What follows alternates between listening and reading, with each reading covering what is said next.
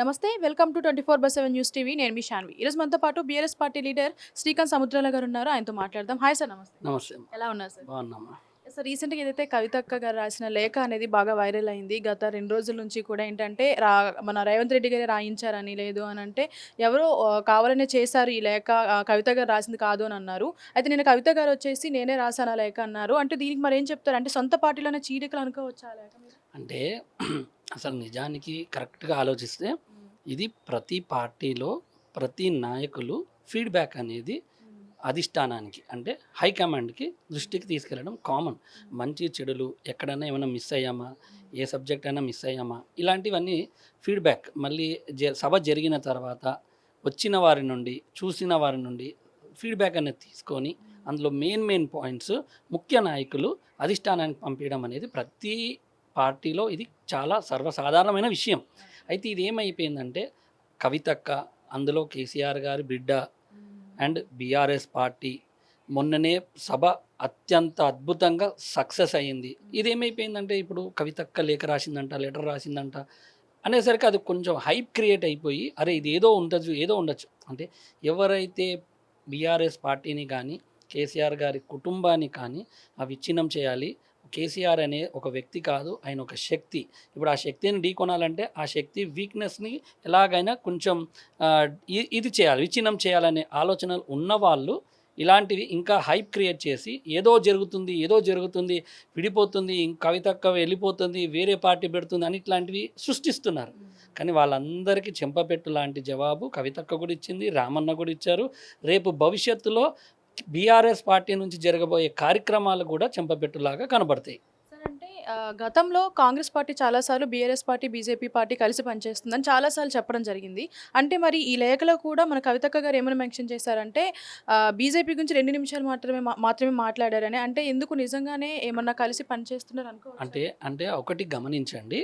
Okay, అక్కకి ఎవరు ఆ ఫీడ్బ్యాక్ ఇచ్చారో, మరి ఎవరు చెప్పారో, ఆ నోట్ ఎందుకు చేసుకున్నారో అక్కకి, సరే అది అధిష్టానం, మా పార్టీ పెద్దలు వాళ్ళు ఎక్కడ మాట్లాడుకోవాలో అక్కడ మాట్లాడుకొని దానికి జవాబు ఇచ్చుకుంటారు. అది పక్కన పెడితే అసలు ఆ సబ్జెక్టు ఏం జరిగిందనేది నా అభిప్రాయంగా నేను చెప్తాను. అది రజతోత్సవ సభ, 25 సంవత్సరాలు పూర్తయిన సభ, పార్టీ పెట్టిన తర్వాత అది 25వ సంవత్సరంలో అడుగు పెడుతున్న సభ. పార్టీ పెట్టక ముందు నుంచి ఏం జరిగింది, పార్టీ పెట్టే ముందు ఏం జరిగింది, పార్టీ పెట్టిన తర్వాత ఏం జరిగింది, తెలంగాణ విభజన జరిగిన తర్వాత ఏం జరిగింది, ప్రభుత్వాలు ఏర్పాటు చేసిన తర్వాత ఏం జరిగింది, మొన్న 23 ఎన్నికల్లో ఓడిపోయిన తర్వాత ప్రతిపక్షంలో ఎలాంటి పరిస్థితి ఉంది, అధికారంలోకి వచ్చిన కాంగ్రెస్ ప్రభుత్వం ఏం చేసింది, ఇది సబ్జెక్ట్ 25 ఇయర్స్లో చూసింది. ఇప్పుడు బీజేపీ గురించి మాట్లాడలేదు అంటే బీజేపీతో ఎన్నో రకాలుగా ఫైట్ చేసే కదా కేసీఆర్ గారు టార్గెట్ అయ్యారు. వాళ్ళకి ప్రతి దానికి టార్గెట్ చేశారు కేసీఆర్ గారిని. ఎన్ని రకాలుగా మనకు రావాల్సిన బకాయిలు అడిగినా ఎప్పుడూ ఇవ్వలేదు. మన తెలంగాణకు సంబంధించి ఎన్ని మంచి గొప్ప ప్రపంచంలోనే ఎక్కడా లేని మన లిఫ్ట్ ఇరిగేషన్ ప్రాజెక్ట్ అయిన కాళేశ్వరం ప్రాజెక్ట్ కానీ ఇలాంటి గొప్ప ప్రాజెక్టులు మన దగ్గర ఉన్నా కూడా జాతీయ హోదా ఇవ్వలేదు కదా. మరి అది అడిగారు కేసీఆర్ గారు, జాతీయ హోదా ఇవ్వండి అని చెప్పని, అప్పుడు ఇవ్వలేదు.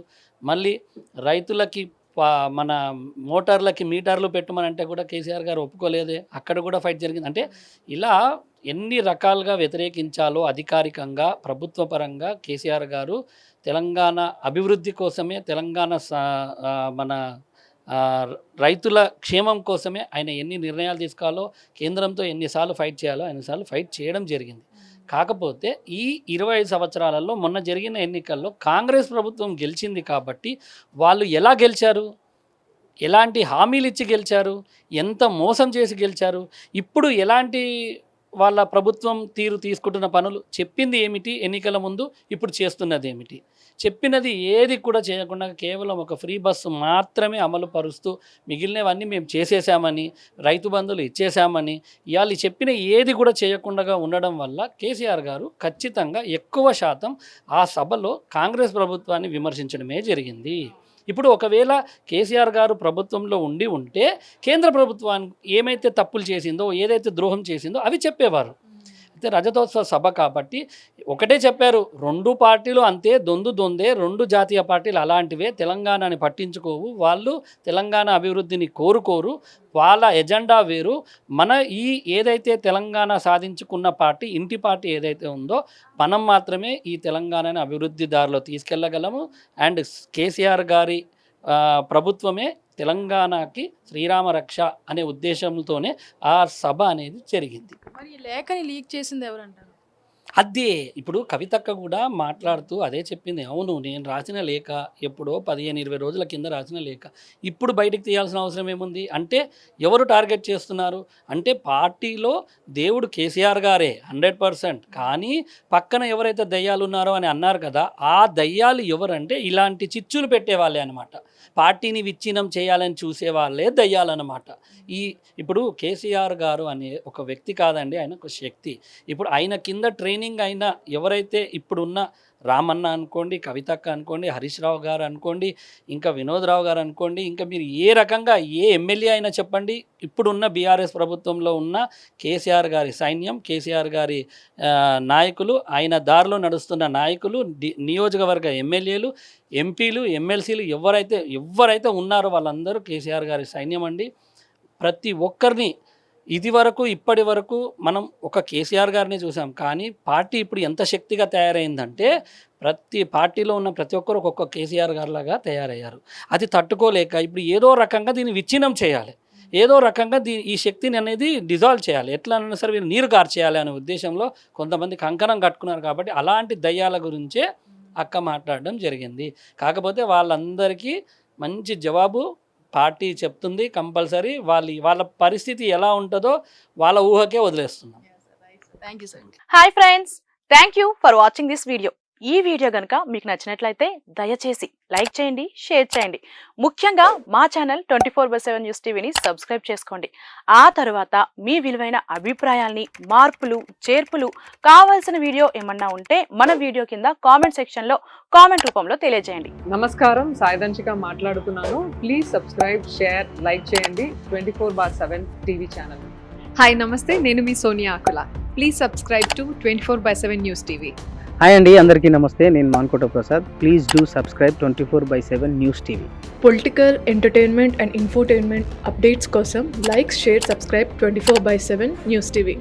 Hi friends, thank you for watching this video. ఈ వీడియో కనుక మీకు నచ్చినట్లయితే దయచేసి లైక్ చేయండి, షేర్ చేయండి. ముఖ్యంగా మా ఛానల్ 24/7 న్యూస్ టీవీని సబ్స్క్రైబ్ చేసుకోండి. ఆ తర్వాత మీ విలువైన అభిప్రాయాల్ని, మార్పులు, చేర్పులు, కావాల్సిన వీడియో ఏమన్నా ఉంటే మన వీడియో కింద కామెంట్ సెక్షన్లో కామెంట్ రూపంలో తెలియజేయండి. నమస్కారం, సాయిదంచిక మాట్లాడుతున్నాను. ప్లీజ్ సబ్స్క్రైబ్, షేర్, లైక్ చేయండి 24/7 టీవీ ఛానల్. హాయ్ నమస్తే, నేను మీ Sonia Akula. Please subscribe to 24/7 news TV. Hi అండి, అందరికీ నమస్తే. నేను Mankota Prasad. Please do subscribe 24/7 news TV. Political, entertainment and infotainment updates కోసం like, share, subscribe 24/7 news TV.